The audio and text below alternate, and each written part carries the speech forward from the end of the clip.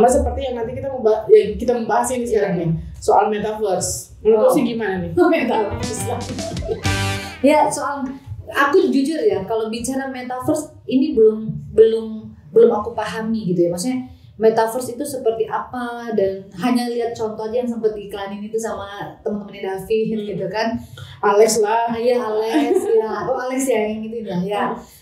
Terus tapi memang itu sesuatu yang menurutku secara teknologi luar biasa.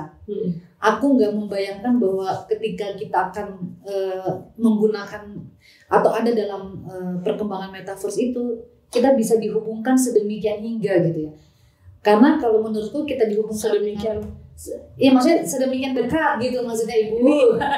Ini salah satu contoh editor.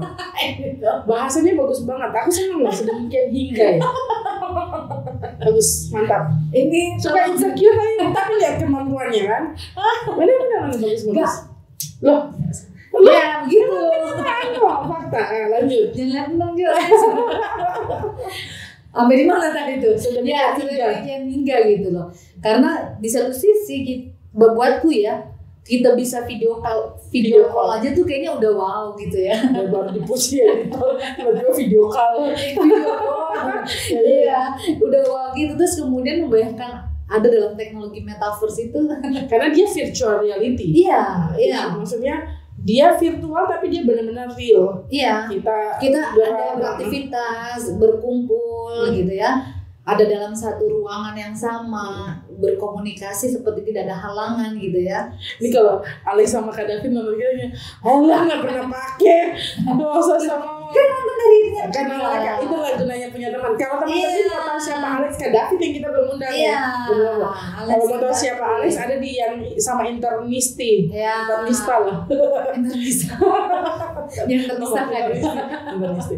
Jadi memang benar sih bahwa metaverse itu bukan hal betul bahwa dia sudah menjadi ini bagian dari perjalanan media yang sejak dahulu.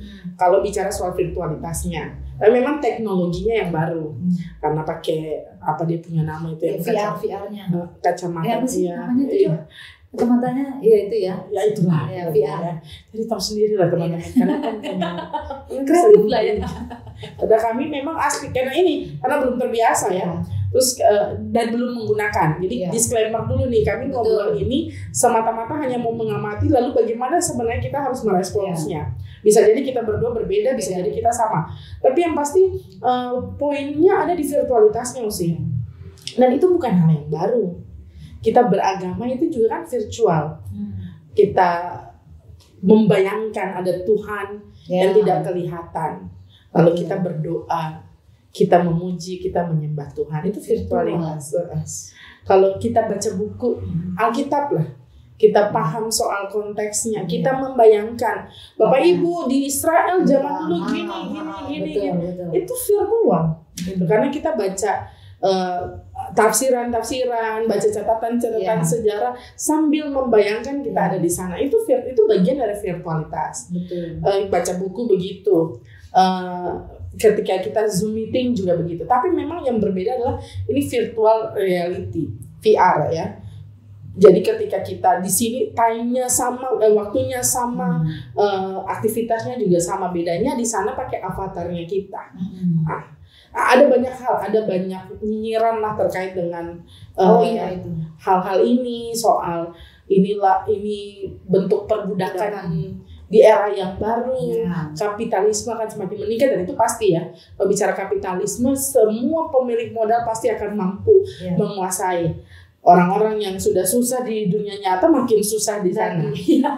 Betul. Lalu kita nggak tahu, katanya kita nggak tahu siapa di balik avatar itu. Tapi yang aku paling nggak suka, aku ikut webinar pertama soal gereja dan metaverse ini, orang yang menyesatkan itu metaverse.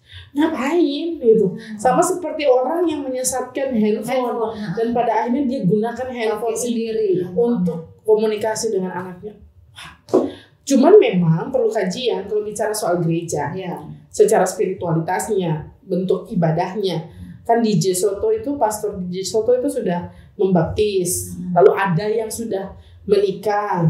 Tapi kan tidak menutup kemungkinan namanya virtual reality, apa yang terjadi di dunia nyata juga terjadi di sana, termasuk kejahatan. Tapi kan tergantung bagaimana kita menggunakannya. Kalau kita lihat semuanya dari sudut pandang buruk kayak Lagarde yang tadi ya, yang 16% ya kita nggak akan kemana-mana.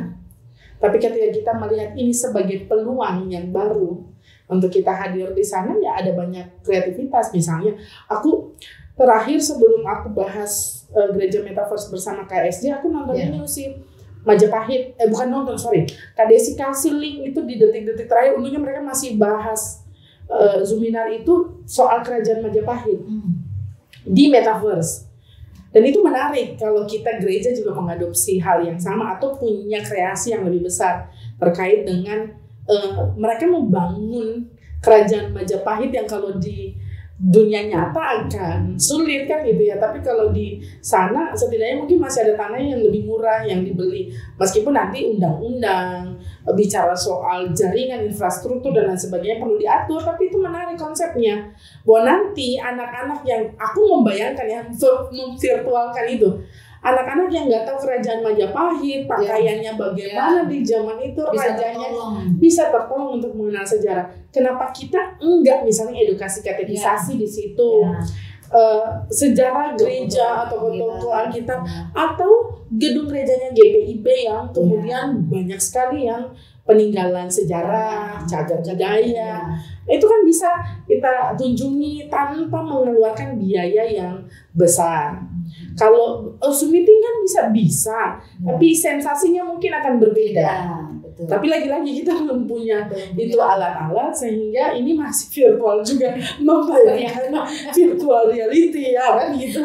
Tapi menariknya bahkan ada yang beranggapan bahwa jangan sampai metaverse ini bagian dari pekerjaan iblis ya.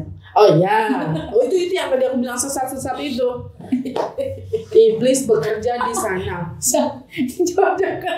Nama pekerjaan iblis ya. Karena kan toh bukankah banyak hal, termasuk dulu mungkin ya, ketika banyak gereja-gereja yang di televisi, di YouTube bahkan, dan di media-media lain. TikTok dulu kan ada teman kita. Iya. Yang bilang kalau ngapain itu nggak ada wibawanya itu, sekarang dia TikTokan. Emosi gue kan gitu. Tapi kan gitu kita, orang kalau yang itu loh, ya, tahu. Statusnya itu status. Tapi kan itu karena nggak tahu aja. Maksudku jangan lebih cepat untuk kita menyimpulkan sesuatu yang belum kita lihat dari segi baik buruknya. Benar. Bahkan gini, maksudnya kalau dulu gereja bisa seantusias itu terhadap media, kenapa sekarang kita nggak antusias untuk hal yang baik juga? Nggak apa-apa, nggak perlu coba langsung kalau kita memang nggak perlu pas ibadahnya juga. Misalnya kegiatan apa gitu ya. Jadi kita bisa amati aja dulu, amati dengan apresiatif. Setidaknya ini capaian teknologi, tanpa perlu bicara soal merek dagang. Itu sih kalau aku sih mikir, ini bukan bicara soal merek dagang punya siapa nih, atau metaverse mana ini nantinya akan keren. Karena katanya ada beberapa yang bilang sudah mengembangkan itu. Ya, Microsoft misalnya mau bikin itu sebagai bagian dari dunia kerja. Ya namanya teknologi baru akan ada pesaing-pesaing. Dan pasti akan siapa yang lebih dekat, lebih nyaman, lebih murah digapai dan mudah digapai, itu dia akan yang akan laku gitu. Nah sebelum sampai ke sana ya jangan buru-buru menghakimi, malu kali sebelum bicara analisis mana yang benar, meskipun ada orang-orang yang menghakimi itu akan bilang gini, sekarang nih lagi heboh-heboh sekarang, lagi turun, lagi nggak laku lagi itu, yang mau laku nggak laku mau apapun bentuknya nanti, aku sih mikir kita perlu memandang inovasi sebagai hal yang patut diapresiasi. Berarti kita menghargai manusia yang diciptakan Tuhan yang menemukan hal itu. Karena gak gampang menemukan atau membawa inovasi-inovasi baru seperti itu. Itu butuh perjuangan yang mungkin ada error-errornya di awal-awal gitu ya, sampai akhirnya dia menciptakan satu inovasi yang luar biasa. Dan bahkan lampu kan gitu. Iya, betul. Gagal ada lampu. Tiba-tiba ada dan semua pakai. Yang mungkin waktu itu anti lampu, tiba-tiba sekarang semua beradaptasi. Iya, dulu mungkin pikir ngapain lampu ini, lampu strong apa itu lah. Sampai promosi itu loh. Ya, kayak begitu gitu. Jadi aku sepakat dengan yang tadi Pet bilang bahwa dari apapun yang diciptakan ya, yang perlu diapresiasi itu adalah daya manusia untuk berpikir, menemukan dan juga menghasilkan sesuatu. Itu yang perlu kita apresiasi karena nggak gampang. Buat aku pribadi nggak pernah tuh mikirin ada metaverse dan lain sebagainya. Dulu aja Facebook atau betul. Instagram cuma buat taruh itu. Betul. Uci nonton ini deh, Back to 15 kalau nggak salah. Itu bicara soal kayaknya asal mula Instagram rupanya dari foto blog gitu-gitu ya. Oh ya ampun, ya kayak dulu Friendster, kemudian Facebook, kemudian Instagram. Ada juga produk-produk gagal di sekitarnya. Yang kemudian jadinya yang sekarang gitu. Itu kan baik banget ya kalau kita pelajari itu, dan ada penggunanya kok. Jadi ini bukan, kami nggak di endorse Mark, sorry, Opa Mark nggak endorse. Tapi kalau Facebook saja membantu kita menemukan keluarga di belantara dunia ini, tinggal klik Sasikil, klik Sapakoli keluar. Kalau yang pakai farm untungnya di situ ya. Keluar semuanya, ya pasti metaverse juga punya keuntungan yang baik selagi kita menggunakannya untuk kebaikan.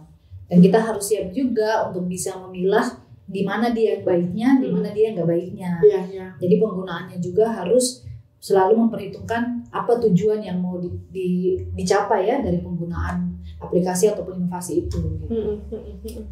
Wah, luar biasa. Iya, luar biasa. Jadi ya silakan aja gereja memilih gitu ya, atau kita orang percaya menggunakan itu, karena bagiku poin terakhir mungkin ya usia bahwa kalau gereja sungguh-sungguh memikirkan relasi, maka media akan dia gunakan untuk kemudian mencari yang sedang jalan-jalan ke dunia-dunia digital yang lain, platform-platform yang lain. Itu bagian dari tanggung jawab gereja juga kok. Waktu di KSJ sih aku ini KSJ endorse kita nggak ya, tapi nggak apa-apa lah. Komunitas sendal jepit itu ada pertanyaan yang bilang bahwa apa nanti dunia nggak, dari Kak Satya ya, Bang Satya apa Satyalan apa nanti nggak bikin ada teori, siapa yang dia pakai itu ya, maksudnya dunia atas dan dunia bawah. Kalau aku sih mikir dan lalu bicara soal no one left behind. Kalau bicara soal no one left behind, nggak ada hal apapun yang membuat orang semua, kita pengen semua ikut, tapi pasti ada yang tertinggal. Semua pasti gitu. Tapi coba ubah cara berpikirnya deh. Jangan-jangan karena berpikir seperti itu lalu kita nggak gunakan inovasi baru ini, ada yang tertinggal dari kita karena dia pergi ke tempat lain. Gila. Perlu penelitian tuh. Ngobrol gini memang menghasilkan sesuatu ya. Saya juga memperoleh sesuatu sih. Enggak lah, sama-sama memperoleh sesuatu. Jadi gitu teman-teman ya. Kalau teman-teman ada yang punya cerita terkait dengan inovasi-inovasi terkini, ya nggak apa-apa, boleh sharing lah. DM kami lah, pengen tahu juga, pengen belajar. Kami menolak tua untuk hal-hal yang seperti ini. Kami pengen tahu persis, dan belajar itu kan nggak kenal usia ya. Yes. Sampai sekarang kita masih belajar. Tapi dia kenal modal. Jadi tolong siapapun yang mau berinvestasi agar kami punya inovasi, monggo. Yang penting pas. Semoga didengar itu tadi iklan itu ya. Kita cuma butuh podcast Tanpa Podium ini, cuma butuh orang gila yang mau berinvestasi di sini. Orang gila yang berhikmat dan murah hati. Betul. Iya. Tolong ya. Siapa yang orang gila ya, bukan gila gimana ya, orang gila. Tolonglah yang daripada bagi-bagi duit ke tempat lain kan boleh lah. Ya kira-kira begitu. Oke deh kalau gitu sih, bungkus Jo. Oke deh teman-teman, kalau begitu jangan lupa untuk saksikan podcast Tanpa Podium yang setiap hari Rabu bisa didengarkan di Spotify Rabu malam, dan juga setiap Sabtu malam bisa disaksikan di kanal YouTube Podcast Tanpa Podium beserta dengan inovasi-inovasi lainnya. Oke, jangan lupa follow Instagram ya @podcast tanpa podium. Jadi bisa DM admin, bisa juga DM kami ya untuk hal-hal menarik yang teman-teman butuhkan. Informasi-informasi menarik ada di sana. Tapi kalau mode untuk yang tadi juga boleh. Oke deh kalau Yang gitu. gila tadi ya. Saya Patricia pamit. Saya Irma pamit. Sampai jumpa di episode selanjutnya. Bye. God bless you. God bless you.